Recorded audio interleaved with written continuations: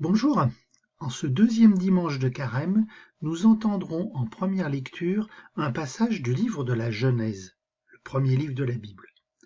Dans ce passage, il est question pour la première fois d'un personnage bien connu, Abraham.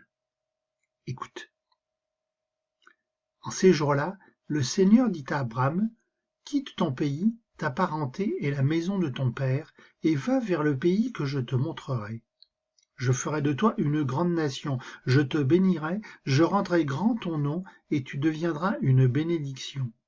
Je bénirai ceux qui te béniront, celui qui te maudira, je le réprouverai. En toi seront bénies toutes les familles de la terre. » Abraham s'en alla, comme le Seigneur le lui avait dit, et Lot s'en alla avec lui.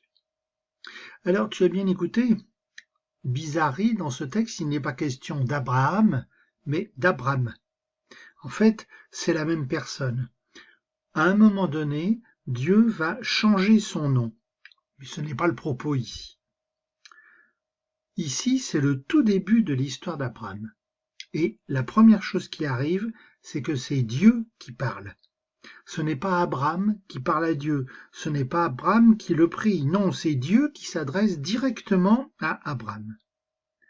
Première leçon à tirer, Dieu nous parle. Mais est-ce que nous sommes suffisamment attentifs pour l'entendre nous parler? Et si Dieu parle, c'est pour interpeller. Il faut tout quitter, maison, pays et même famille. C'est ce que Jésus dira lui aussi dans l'Évangile. Il faut faire attention à ne pas s'attacher à ce qu'on connaît et oser aller vers l'inconnu, oser aller vers l'autre. Il ne s'agit pas de quitter comme cela sans but. Il faut quitter pour aller là où Dieu emmène. Alors bien sûr, ça peut sembler difficile, mais je ne crois pas que Dieu nous demande d'abandonner sa famille.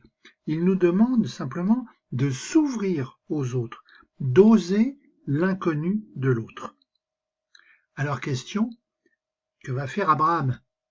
Eh bien tu le vois, Abraham s'en va, il écoute ce que dit Dieu, il part. Où?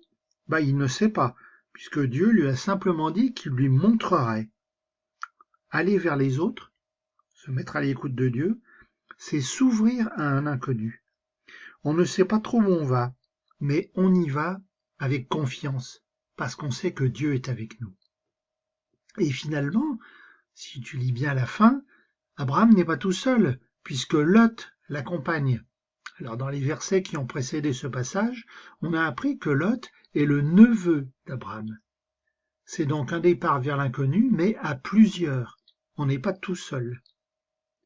Et tout cela, ce n'est pas pour le malheur, mais c'est pour le bonheur.